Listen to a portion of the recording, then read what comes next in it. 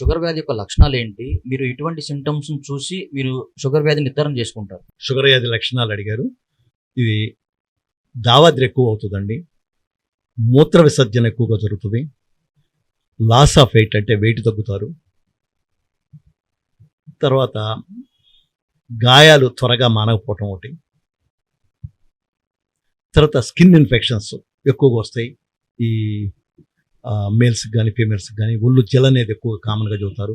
మగవాళ్ళకి కొంత చర్మం చెట్టడం కూడా జరుగుతుంది.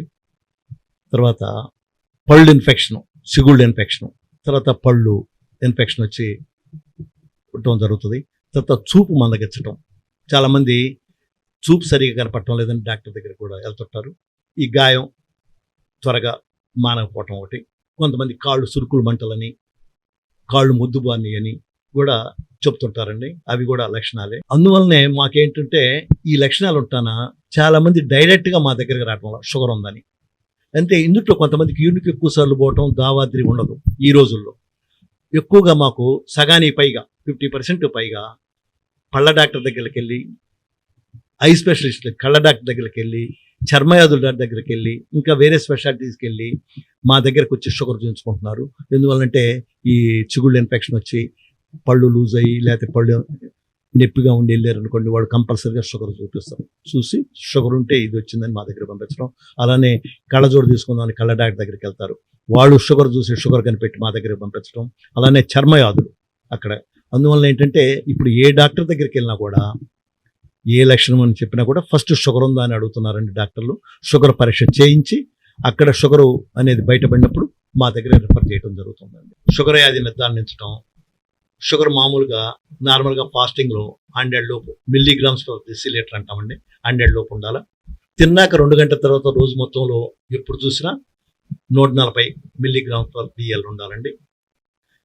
అలానే HbA1c అని ఈ 3 నెలల యావరేజ్ వస్తుంది. అది ఇప్పుడు రోజుల్లో చాలా ఇంపార్టెంట్ టెస్ట్. ఇది మామూలుగా నార్మల్గా 5.7 అండి. 5.7 లోపు ఉండాలి. ఇది ఉంటే మనకు షుగర్ లేనట్టు. ఈ షుగర్ నిర్ధారణ కోసం మేము ఫాస్టింగ్ చూస్తామండి. చూసినప్పుడు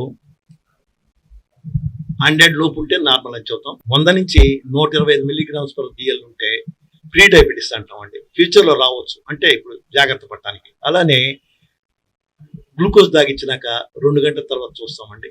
ఇది 140 నుంచి 199 మిల్లీగ్రామ్స్ పర్ DL ఉంటే ప్రీ డయాబెటీస్ అంటాం.